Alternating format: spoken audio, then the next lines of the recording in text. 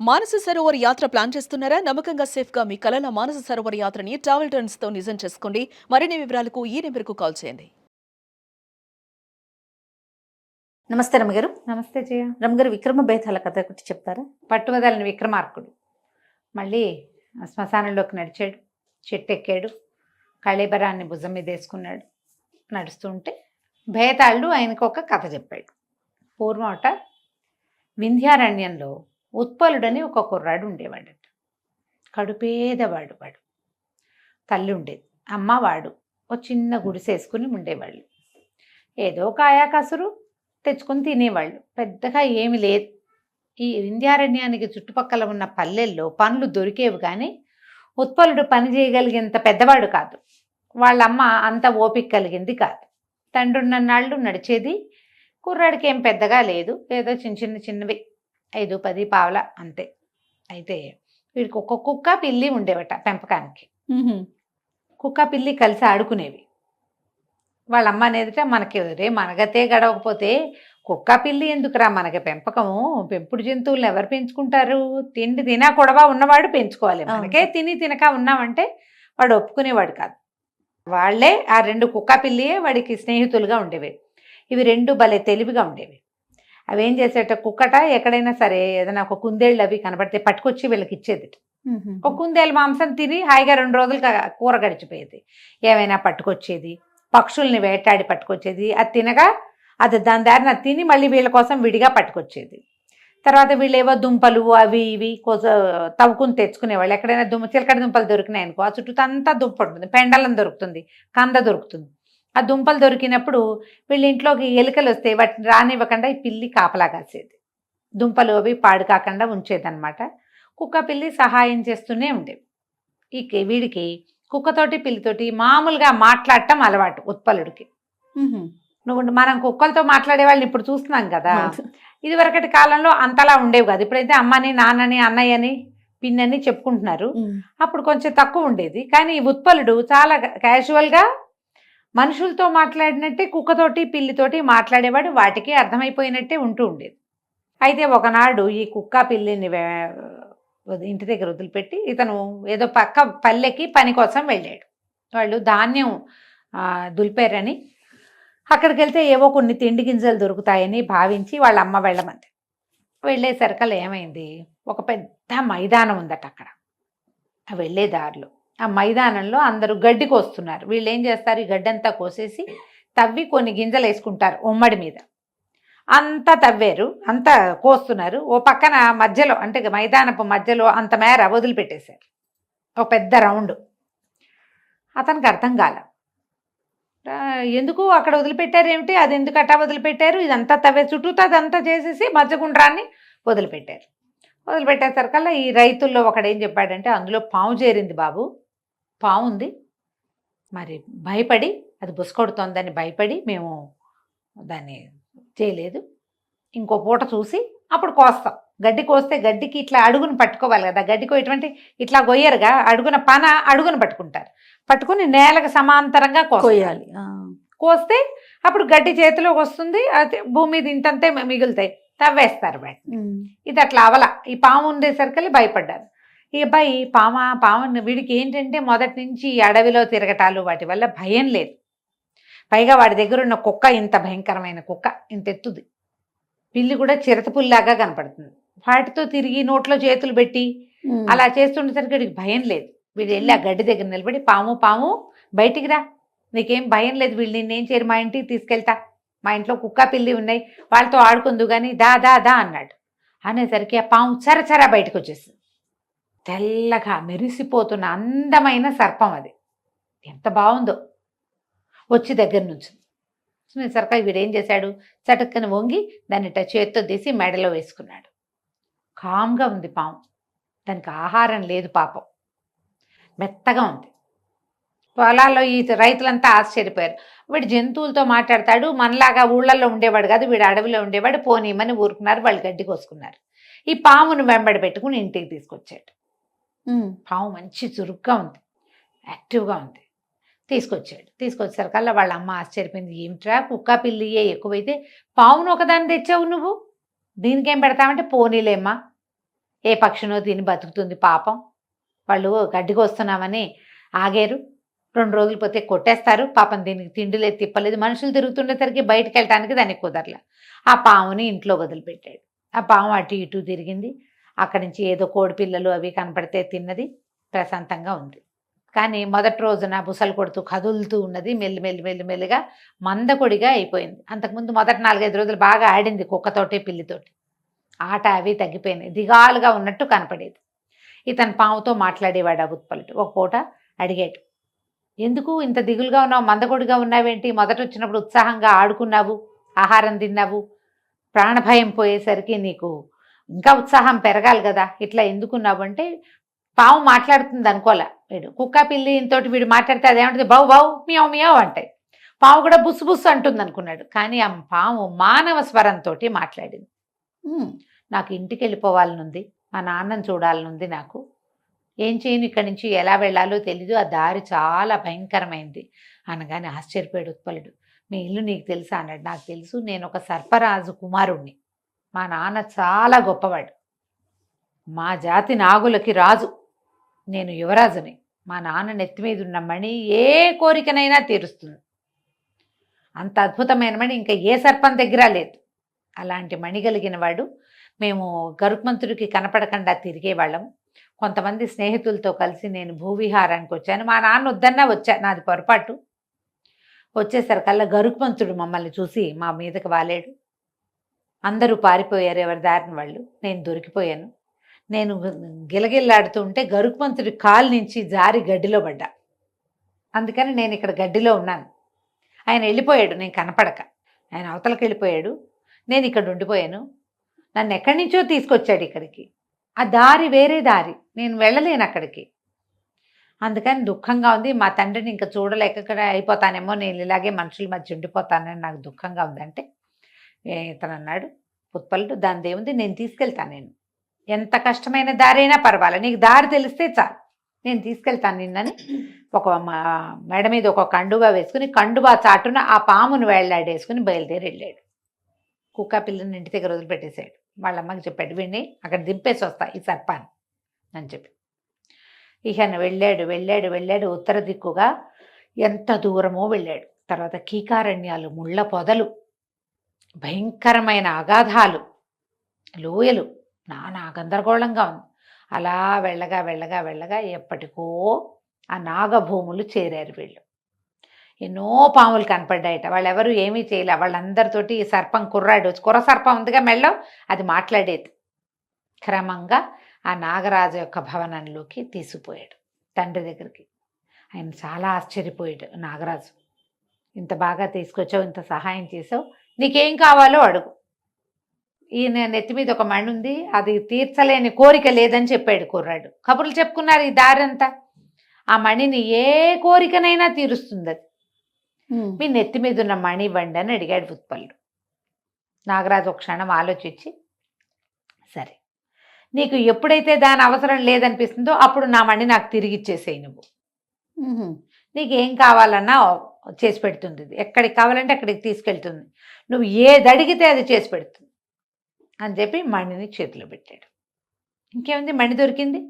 తిండి తిప్పలు లేవు, మంచి బట్టలు లేవు, శుభ్రమైన ఇల్లు లేదు, వాకిలు లేదు, అవన్నీ సంపాదించుకోవచ్చు అని ఆలోచించుకున్నాడు ఉత్పలుడు. ఇంటికి వెళ్ళిపోవాలని కోరుకున్నాడు. ఇంటికి వచ్చేసాడు. ఇంటికి వచ్చాక వాళ్ళ అమ్మకి చెప్పాడు, మన దగ్గర ఒక మణి ఉంది, మనకి ఏవి కావాలంటే అవి వస్తాయని. చీని అంబరాలు కోరుకున్నాడు, పంచభక్ష పరమాన్నాలు కోరుకున్నాడు, ఇల్లు కోరుకున్నాడు, వాకిలు కోరుకున్నాడు. ఇల్లు వచ్చింది, వాకిలు వచ్చింది, బట్టలు వచ్చాయి, నగలు వచ్చాయి, తిండి వచ్చింది. 2 రోజులు గడిచేసరికి బోర్ కొట్టింది. ఏదో అసంతృప్తిగా ఉంది, సంతృప్తిగా లేదు.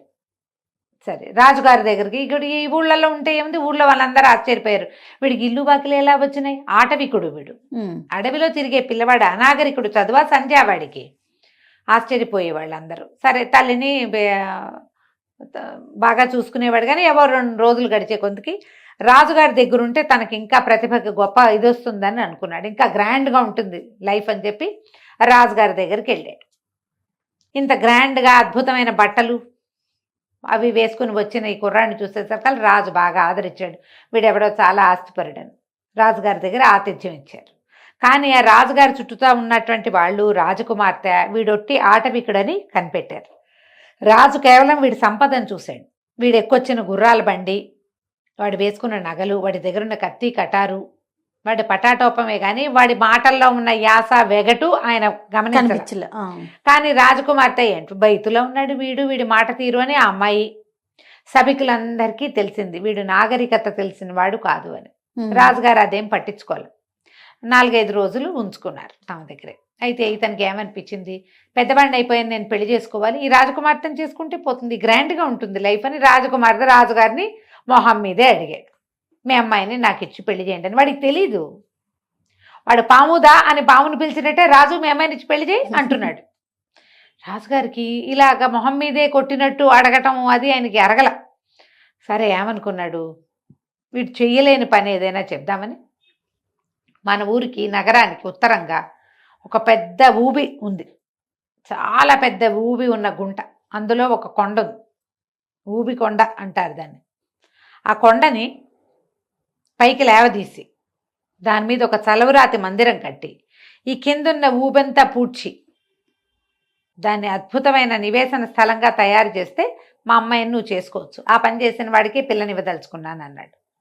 మనవాడు ఈ ఉత్పలుడు అంతేగా అన్నాడు. సాయంత్రానికల్లా మణి ప్రభావంతో కొండని ఊబులోంచి పైకి లేవదీశాడు. కొండ మీద చలువురాతి మందిరం కట్టాడు. కొండ కిందన్న ఊబెంతా మట్టిపోసి శుభ్రంగా చదువు చేసేసి మొక్కామోడు పెట్టించేశాడు. తెల్లారేసరికి తయారైంది. 3వ రోజున రాజుగారి దగ్గరికి వచ్చి అమ్మాయినిచ్చి పెళ్లి చేయండి అన్నాడు. ఈయన నేను చెప్పిన మాట ఏం చేశానంటే పదండి మీకు చూపిస్తానని జనం అందరినీ తీసుకుపోయాడు. అక్కడికి చూస్తే నిర్కాంతపోయారు. ఏమిటది అంత పెద్ద ఊబి నేల, దాదాపుగా 10-12 ఎకరాల ఊబి నేలగా ఉండేదాన్ని మొత్తం పైకి లేవదీశాడు. ఆ కొండ మీద బ్రహ్మాండమైన మందిరం కట్టించాడు. వీడి దగ్గర ఏవో పవర్స్ ఉన్నాయి తెలిసింది. వాడికి తన పవర్ దాచుకోవటం కూడా తెలియదు. సరే రాజకుమార్తె వివాహానికి ఒప్పుకున్నాక ఆ రోజు ఏమనేది, నీకు చదువు లేదు, సంధ్య లేదు, నీకు నాగరికత తెలీదు, నువ్వు మొద్దువి మూఢుడివి అనేది. అయితే ఈ అబ్బాయి ఏమనేవాడు, నా దగ్గర పవర్స్ ఉన్నాయి, నాకు శక్తి ఉంది, చదువు లేకపోతే ఏమైంది, శక్తి ఉంది నా దగ్గర అనేవాడు. కానీ ఏదో అసంతృప్తిగానే ఉండేది. అదే ఈ అమ్మాయిని తను సాటిస్ఫై చేయలేకపోతున్నాను అనిపించేది. తెలివైన మాటలు అవి ఏం లేవు వీడికి. భార్య కావాలి, పెళ్ళాం వచ్చింది అంతే. దాంతో ముద్దు ముచ్చటగా ఉండటం కూడా వీడికి ఏం తెలియదు, మొరటగానే ఉంటాడు. అయితే ఆ అమ్మాయి 4 సార్లు 5 సార్లు ఈ మాటలు వచ్చాక అమ్మాయి ఏమంది, ఏమిటి నీ దగ్గర ఉన్న పవర్ ఏమిటో చెప్పు నాకు అంటే, నా దగ్గర నాగమణి ఉందని చూపించాడు. ఆ అమ్మాయి ఎంతో ఆశ్చర్యపోయి, అబ్బా నీ దగ్గర ఎంత అద్భుతమైంది ఉంది, నువ్వెంత గొప్పవాడివి, నీలాంటి వాడివి నువ్వే, ఇక నుంచి నువ్వే నా ఆరాధ్య దైవానివని అంతకుముందు దగ్గర కూడా రానివ్వకుండా చీత్కారాలు చేసింది. ఆ రోజు చక్కగా భోజనం పెట్టి చక్కగా మంచి పాయసం అది తినిపించి హంసతూలిక తల్పం మీద పడుకోబెట్టి విసిని కర్ర పెట్టి విసిరి నిద్రపుచ్చేసింది. వీడికి మత్తు మందు కలిపేసింది అన్నంలో.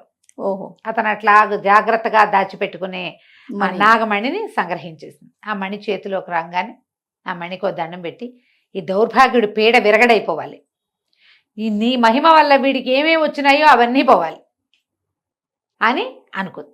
ఆ మణి ఎవరి దగ్గర ఉంటే మణి వాళ్ళ మాట వింటుంది. వెంటనే ఈ మొత్తం భవనం మాయమైపోయింది, ఊబినేలు వచ్చేసింది. ఈ అమ్మాయి పోయి రాజుగారి ఇంట్లో పడింది. వాడు పోయి తన వింధ్యారణ్యంలో ఉన్న గుడిసెలో పడ్డాడు. తెల్లవారేసరికి మెలకువేసరికి ఏముంది, పూరు గుడిసెలో ఉన్నాడు. వాకిట్లో కుక్క పిల్లి తిరుగాడుతున్నాయి. ఆ గుడిసె చింకి జీర్ణం అయిపోయింది. అమ్మ అసలు లేనే లేదు. వీడు ఎన్నాళ్ళు అయింది రాజుగారి దగ్గరకు వచ్చి, అమ్మ లేదు. ఏడ్చి మొత్తుకున్నాడు. తల్లి చచ్చిపోయిందని తెలిసిపోయింది వాడికి. నేను చిన్నతనం నుంచి నాతో పుట్టిన పిల్లలప్పటి నుంచి ఉన్న కుక్క పిల్లిని వదిలిపెట్టి ఈ నాగమణిని పట్టుకుని అక్కడెక్కడికో పోయాను. చివరికి మళ్ళీ నా ప్లేస్కి రాజకుమారిని నమ్మితే అదేమో నన్ను మోసం చేసింది. ఇక్కడికి వచ్చేసరికల్లా అమ్మాయి లేదని బాగా ఏడ్చి కుక్కకి పిల్లికి తన ఏడుపు మొత్తుకోళ్ళు అన్నీ చెప్పుకున్నాడు. కుక్క పిల్లి 2 బయలుదేరి వెళ్ళినాయి. ఇతను మాట్లాడే మాటలన్నీ వాటికి తెలుసు కదా. రాజభవనానికి వెళ్ళిపోయినాయి. అగట్ట మీద నుంచి దాటడానికి దారి ఉంది. రాజకోటకి ఇట్లా ద్వారం అగట్ట మీదకి పడతాయి కదా, మన సినిమాల్లో చూస్తున్నాం. అవునవును. దాని మీద నుంచి కుక్కని పిల్లని లోపలికి రానివ్వలా కాపలా వాళ్ళు తోలేశారు. తోలేస్తే ఇవి 2 కలిసి ఏం చేసినాయి, రెండో పక్క నుంచి వెళ్ళి అగట్టని ఈది కుక్క మీద పిల్లి కూర్చుంది అనమాట. కుక్క ఈతుంది, పిల్లికి ఈతలు రావు. అగట్ట ఈది మెల్లిగా రాజమందిరంలోకి వెళ్ళిపోయింది. వెళ్ళగా వెళ్ళగా వాటికి రాజకుమార్తె ఎక్కడుందో తెలిసింది. ఆ రాజకుమార్తె నాగమణినిట చేత్తో పుచ్చుకుని పడుకుంది. ఈ పిల్లి ఏం చేసింది, ఆ రాజకుమార్తె పక్కన నుంచి చెవి పక్కన ఇట్లా గీరింది. వాటి గోళ్ళు ఉంటాయి కదా, ఆవిడ ఉలిక్కిపడి చేత్తో ఇలా సర్దుకోవడానికి చేతిలో ఉన్న మణి వదిలిపెట్టేసింది. ఆ మణి వదిలిపెట్టిన మరుక్షణం కుక్క దాన్ని నోటగా చేసుకుంది. ఆ మణిని పుచ్చుకుని మళ్ళీ కుక్క పిల్లి ఆగర్తి ఎదుకుని వెనక్కి వచ్చి ఈ ఉత్పలుడి చేతిలో పెట్టేసరికల్లా అతను ఆ మణిని చూసుకుని చాలా దుఃఖించి ఆ మణిని పుచ్చుకొని మళ్ళీ రాజుగారి దగ్గరికి వెళ్ళాడు. మళ్ళీ బీద వేషంలో వచ్చిన వాడిని చూసి రాజు ఆశ్చర్యపడి, ఇతను మళ్ళీ వజ్రాలు గిజ్రాలు కోరుకోవాలా, నగలు నాణ్యాలు కోరుకోవాలా, ఆ పేద వేషంతోటే ఉన్నాడు, ఆటవిక వేషంతో.